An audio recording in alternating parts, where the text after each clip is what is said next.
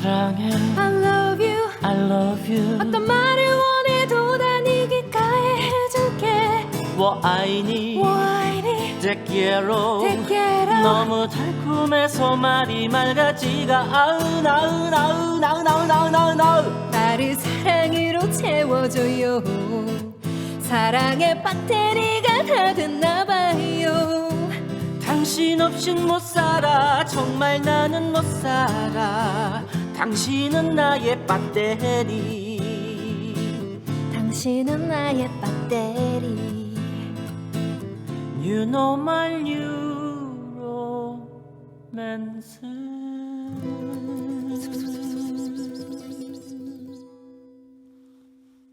새로운 시대에는 새로운 사랑이 필요하다. 코로나 이후의 어려움을 우리 모두의 관심과 사랑으로 함께 헤쳐나가보려고 만든 시간입니다. 뉴 노멀, 뉴 로맨스. 오늘 우리가 나눌 이야기는 복직 투쟁을 하고 있는 한진중공업의 마지막 해고자 김진숙 민주노총 지도위원에 대한 이야기인데요. 정년 안에 복직을 할 수 있는 날이 이제 한 달도 남지 않았습니다.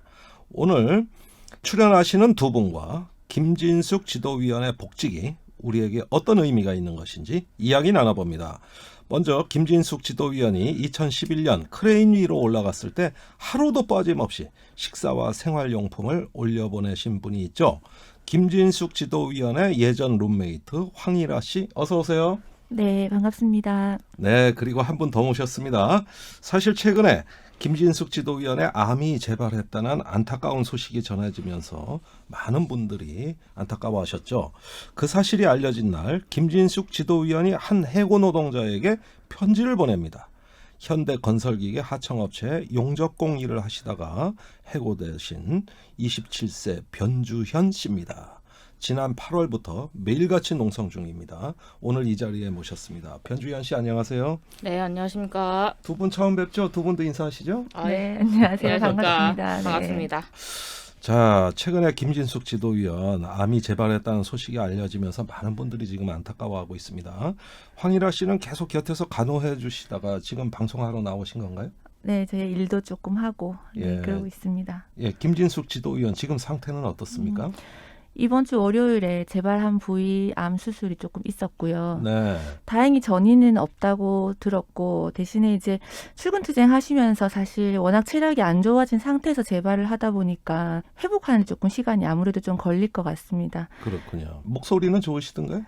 예전에는 힘이 엄청났었는데 예. 사실 국정감사 때 잠깐 출석하셨던 적이 있는데 그때 사람들이 환자 같지 않다 뭐 이런 얘기를 좀 우스갯소리로 했었는데 예. 지금은 조금 힘도 없으시고 좀 그렇습니다. 알겠습니다. 직접 한번 김진숙 지도위원이 뉴스업 청취자들에게 음성 메시지를 보내주셨습니다. 한번 같이 들어보겠습니다. 뉴스업 청취자 여러분 안녕하세요. 저는 부산 한진중공업의 35년 해고 노동자 김진숙입니다. 복직 투쟁을 하다가 재발이 돼서 병원에 입원하게 돼서 저도 굉장히 안타깝고요. 수술은 잘 됐고 앞으로 방사선 치료나 길고 지난한 치료의 과정들이 남아있긴 하지만 잘 견디고 잘 버텨내겠습니다. 웃으면서 건강하게 다시 뵙기를 바랍니다. 고맙습니다. 네. 자, 예전 같지 않으신 목소리입니다만 그래도 힘있게 희망을 이야기하고 계십니다. 자, 암이 재발하셨다는 소식은 언제 들으셨죠? 출근 투쟁 하시다가 워낙 몸이 안 좋으셔가지고 사실 네. 병원에 가게 돼서 저희가 검사를 좀 급하게 받았고요. 네. 처음 들었을 땐 저도 그렇고 지도님도 잘못 들은 줄 알았죠. 그래서 네. 지도님은 아무 말을 안 하셨고요. 제가 나중에 이것저것 조금 확인하고 물을 거 묻고 그랬는데 당일 날에는 지도님도 좀 놀라셨는지 별 말이 없으셨고, 네. 근데 이제 그 다음 날 이제 건강 때문에 투쟁을 이제 제대로 이제 마무리를 혹시 못 지을까 아닐까 이런 걱정이 조금 있었고 네. 사실 상심이 좀 크셨습니다. 네. 자, 그 와중에서도 현대건설기계 우리 하청 노동자 옆에 계신 변주현 씨에게 편지글을 또 쓰셨어요. 어떻게 해서 보낸 편지글이죠? 그 지도님이 이제 변주현 씨 같이 있던 이제 투쟁 현장에 교육을 가셨고 제가 그때 동행을 했었는데 네. 이제 교육 마치고 오시면서 안 그래도 변주현 씨 얘기를 하시더라고요. 그래서 아, 가니까 젊은 여성 동지가 있더라. 네. 27살인데 자기하고 이제 비슷한 나이에 이제 해고됐고 그리고 또 같은 여성 용접공이었고 용접공이라는 그렇죠. 그 직업도 네. 갖고. 그래서 너무 마음이 아프다 이렇게 얘기를 했는데 근데 평소에 아마 지도연이 성격 같았으면 그 이후에도 계속 그 싸움에 계속 가셨을 거예요. 근데 네. 이제 몸이 안 좋으시니까 그걸 이제 못 가니까 되게 미안해했던 것 같아요. 예. 그러다 보니까 그때 이제 집회 때 마침 이제 음. 주현 씨한테 편지를 그렇게 쓰셨던 것 같아요. 자, 그렇게 지금 말씀하시는 황희라 씨도 그 지하철 매표소에서 근무하시다 해고 노동자가 되셔서 그래서 김진숙 지도위원을 네, 처음 맞습니다. 만나게 되신 네. 것이죠. 저도 그때가 26살. 그렇죠. 예. 비슷한 시기입니다. 네, 맞습니다.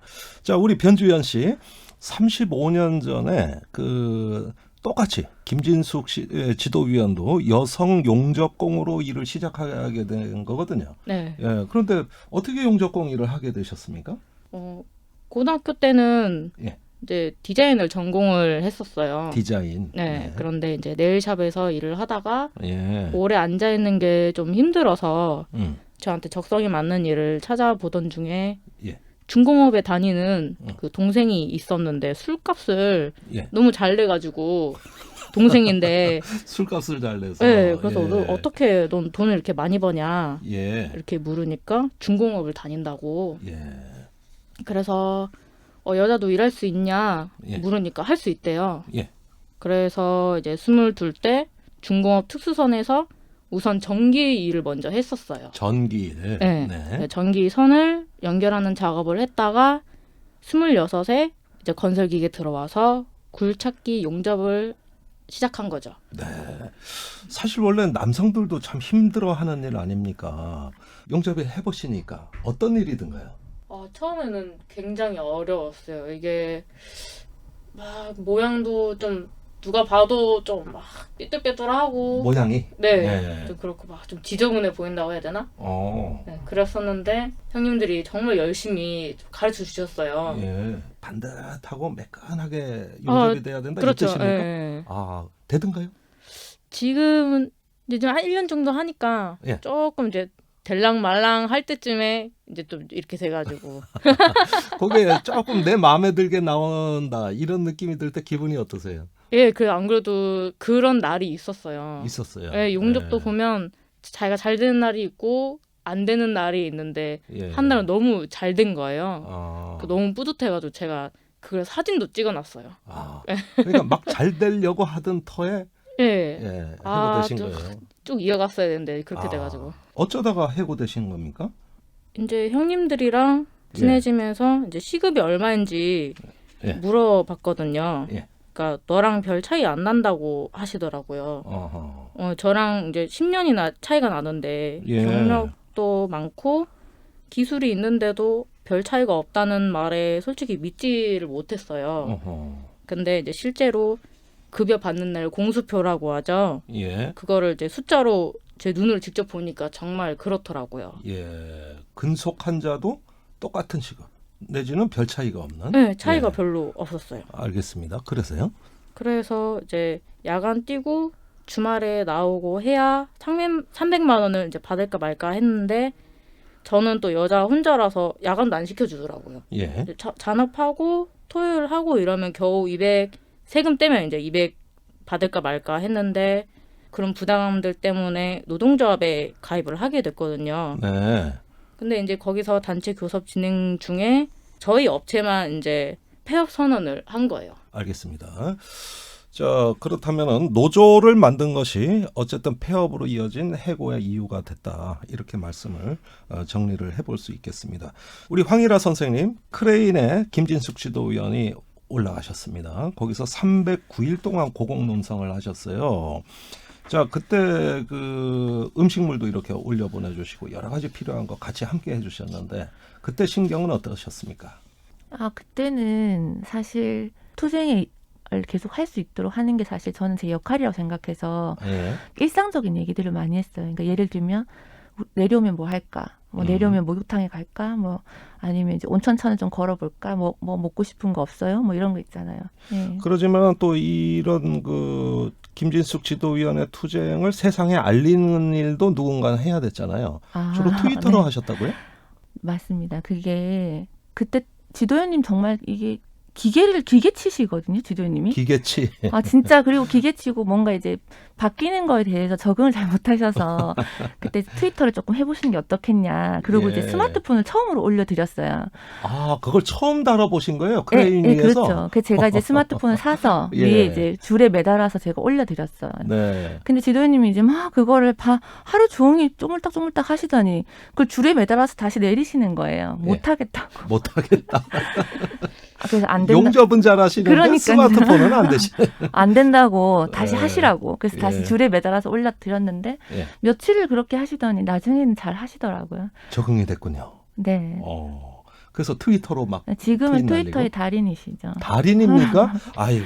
글자 참. 수까지 딱 맞춰가면서 지금은 잘하세요. 아, 엄청난 발전입니다. 네. 그런데 김진숙 씨가 그렇게 투쟁하고 이제 얼마 남지 않은 정년 기간까지도 복직 투쟁을 하셨는데 왜 이렇게 복직이 안 되는 겁니까? 그 질문을 제일 많이 받거든요. 네. 그래서 왜 복직을 안 시킨다고 하냐고 이런 질문을 많이 받는데 저희도 사실 궁금한데 저희가 볼 때는 어쨌든 민주화보상심의위원회에서도 2번에 걸쳐서 권고를 했고 네. 근데 거기 이제 부당한 해고고 그러니까 복직을 해라. 그리고 지도연님하고 같이 해고되셨던 2분은 이미 2012년도에 복직을 해서 지금도 일을 하고 계시거든요. 네. 이제 그러니까 저희는 복직을 안 시킬 이유도 없고 그리고 지금은 어쨌든 정년을 얼마 안 남기잖아요. 예. 그러니까 지금은 충분히 도의적으로라도 저는 회사가 조금 책임을 지고 복직을 시킬 수 있다고 생각을 하는데 예. 잘 모르겠습니다. 왜 그렇게 어려운지. 네. 저희가 도리어 좀 회사한테 묻고 싶은 질문이기도 해요. 네. 자, 회사 측에서 납득이 있는 설명이 아직도 없습니다. 우리는 아직도 기다리고 있죠. 자, 두 분께 이 질문을 드리겠습니다. 김진숙 지도위원회 복직은 당신에게 어떤 의미입니까? 먼저 변주현 씨. 아, 네, 저는 이제 김진숙 지도위원님이 35년 동안 어찌 보면 제 나이에서 그렇게 이제 청춘을 이제 바쳐서 지금까지 이제 투쟁을 해오신 거잖아요. 네. 그 세월이 참 이제 안타깝기도 하면서 이제 편지로 네. 저한테 이렇게 말씀해 주셨어요. 뭐 주현 씨는 뭐 그렇게 살지 마. 다른 사람들처럼 뭐 영화도 보고 네. 맛있는 것도 먹고 뭐 좋은 사람 만나서 이제 사랑도 해보고 하라는 이 말씀이 너무 좀 그날 좀 많이 울었었거든요. 네. 이제 눈물도 나면서 좀 위로가 되기도 했습니다. 저한테는 위로가 되는 말이었어요. 너무 힘드니까 그런 네. 말씀을 하셨네요. 자, 우리 황일아 씨는요? 네, 저는 이제 지도연님하고 조금 가까이서 오랫동안 좀 지켜보니까 지도연님 사실 어떻게 사셨는지를 제가 좀 잘 안다고 사실 자부할 수 있는데 네. 사실 지도연님은 저랑 이제 같이 사시는 동안에도 보일러를 안 켜셨거든요. 근데 저희는 또 추위를 되게 많이 보일러를. 타세요. 지도연님도 예. 추위를 많이 타세요. 근데도 이제 보일러를 안 트니까 겨울에는 자고 일어나면 코가 이렇게 시린 거예요. 얼굴이. 예. 위에는 이불을 덮으니까. 근데 이제 그렇게 보일러도 안 켜시고 심지어는 불도 안 켜세요. 그래서 제가 이제 아침에 일찍 일어나가지고 이제 부엌에 나가면 부엌에서 불도 안 끄고 귀신처럼 이렇게 사과를 막 깎고 계세요. 예. 그 불을 왜 안 켜냐고 그러면 너는 밀양의 할머니들이 그렇게 투쟁하는데 갔다 오면서도 그렇게 불이 켜고 싶니? 이렇게 말씀을 하세요. 아, 그 뜻이군요. 네, 그러니까 이제 사실은 사람이면 다 사적인 공간에서는 이렇게 좀 편안하고 싶잖아요. 그렇습니다. 근데 지도연님은 그렇게 되게 자기 스스로에게 되게 엄격하게 사셨거든요. 네. 이제 그런 것들이 여러 가지 이제 부채감, 특히 이제 한진에서는 또 돌아가신 분이 4분이나 계시잖아요. 네. 이제 그런 것들에 대한 부채감, 미안함들을 늘 가지고 계셨어요.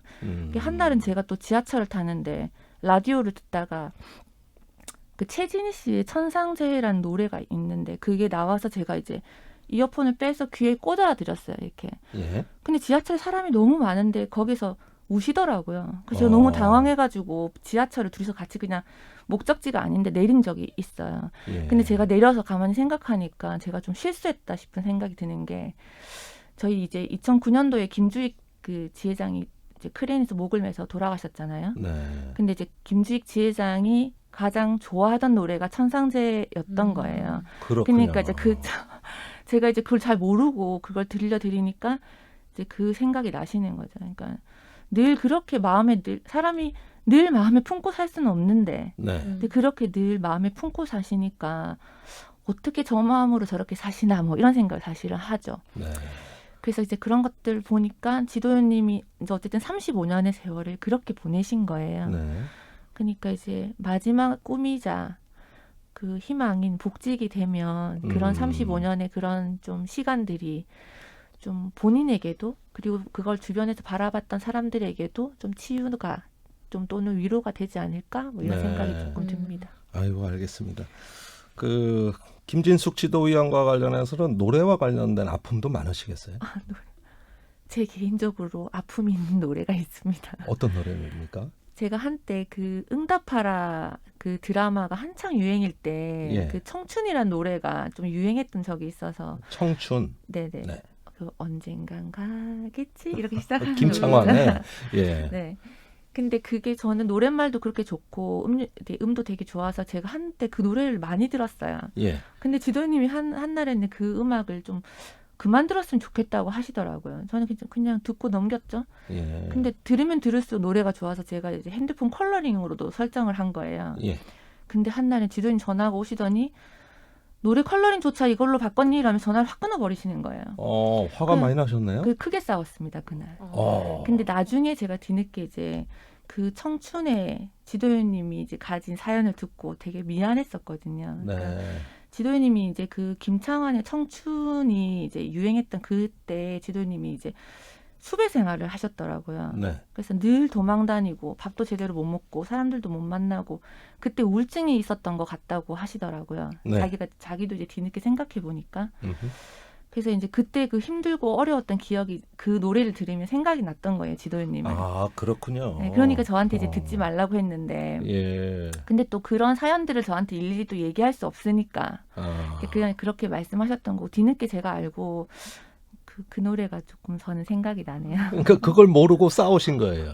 아, 예, 그 그렇죠. 사람은 왜 이 좋은 노래 듣지 말라 저는 그래? 그렇게 이런 식으로. 생각했죠. 노래가 예. 노랫말도 좋은데 왜 그럴까 뭐 그렇게 생각했죠. 알겠습니다. 자, 이제 뉴 노멀, 뉴 로맨스의 우리 코너에 공식 질문이 있습니다. 어떻게 해야 당신을 사랑할까요? 어떻게 해야 합니까? 이 질문입니다. 먼저 변주연 씨, 우리가 당신의 복직 투쟁을 덜 고달프게 하려면 어떻게 당신을 사랑해야 됩니까?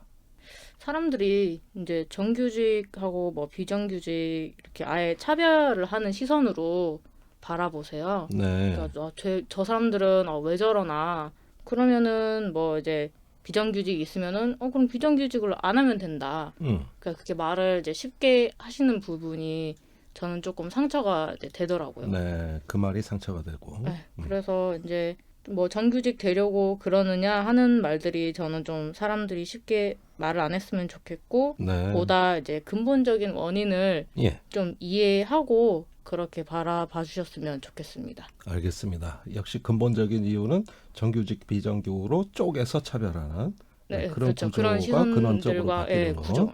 예, 알겠습니다. 자, 황희라 씨 이 말 들으면서 어떤 생각 드세요? 또 우리는 어떻게 해야 황희라 씨를 사랑할 수 있습니까?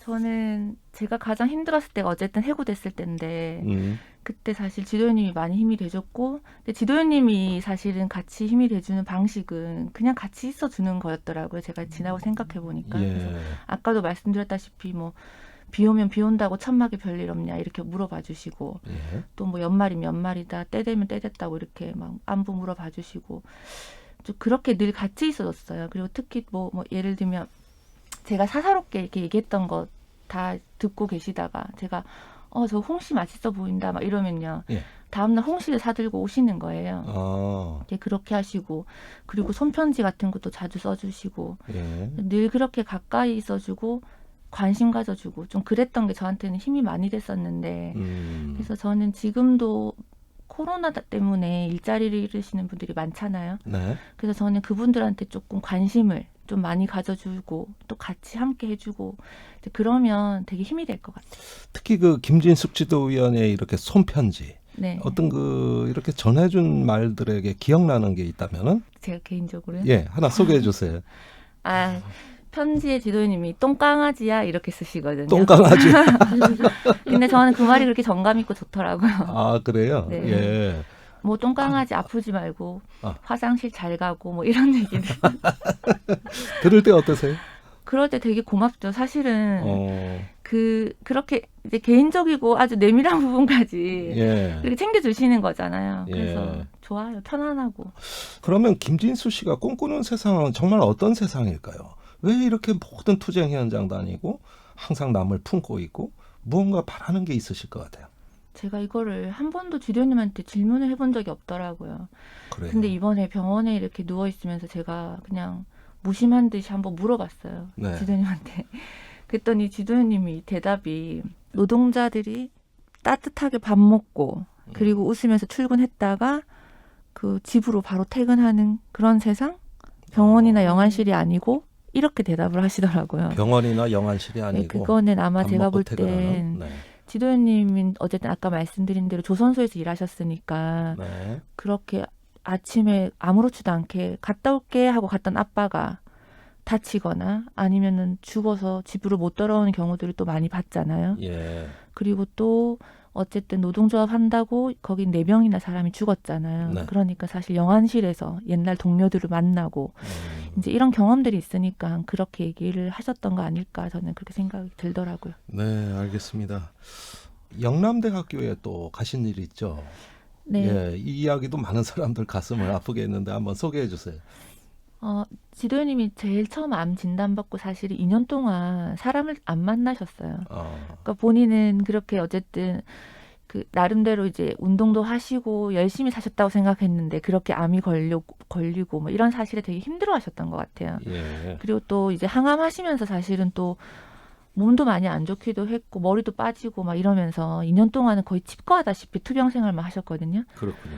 근데 이제 처음으로 지도님이 세상 밖으로 나갔던 게 바로 그 영남의료원 박문진 위원장이 있던 곳이었거든요. 네. 그래서 그날 그냥 혼자서 그냥 이렇게 조그마한 부채에다가 박문진 힘내라 이렇게 해가지고 혼자 무작정 걸으러 나가셨거든요. 그 영남대 의료원의 박문진 위원장을 좀 만나러 지금 가신 생각하면 겁니다. 지도위원님은 되게 그냥 보통 사람이 볼 때는 참 무모하다 할 때가 많거든요. 네. 근데 이제 그렇게 그 아픈 몸으로 그것도 혼자서 그 부채 하나 들고 나와서 그 겨울이었어요 그때가. 예. 그렇게 박문진한테 해줄 게 없어서 자기는 그냥 걷는 것밖에 못하니까 걸으러 나왔다 하고 걸으신 거예요 그냥.